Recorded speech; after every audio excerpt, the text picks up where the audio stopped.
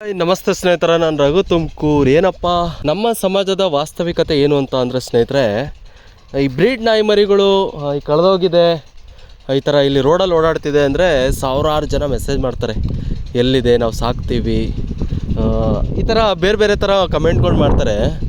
ಆದರೆ ಈ ಒಂದು ಬೀದಿ ನಾಯಿ ಮರಿಗೆ ಈ ಥರ ಕ್ಯಾನ್ಸರ್ ಆಗಿದೆ, ಒಂದು ದೊಡ್ಡ ಗೆಡ್ಡೆ ಆಗಿದೆ, ಯಾರಾದರೂ ಇದಕ್ಕೆ ಸೇವ್ ಮಾಡಿ ಅಂದ್ಬಿಟ್ಟು ನಾನು ಇದುವರೆಗೂ ಎಷ್ಟು ವಿಡಿಯೋ ಮಾಡಿದ್ದೀನಿ. ಒಬ್ಬರು ಸಹ ನಾನು ಸಹಾಯ ಮಾಡ್ತೀನಿ, ಸಹಾಯ ಅಂದರೆ ಹಣದ ಸಹಾಯ ಅಲ್ಲ, ನಾನಿದ್ದೀನಿ ಅದಕ್ಕೋಸ್ಕರ ಅದನ್ನು ಸೇವ್ ಮಾಡೋಣ ಅಂತ ಯಾರು ಸಹ ಮುಂದೆ ಬರಲಿಲ್ಲ.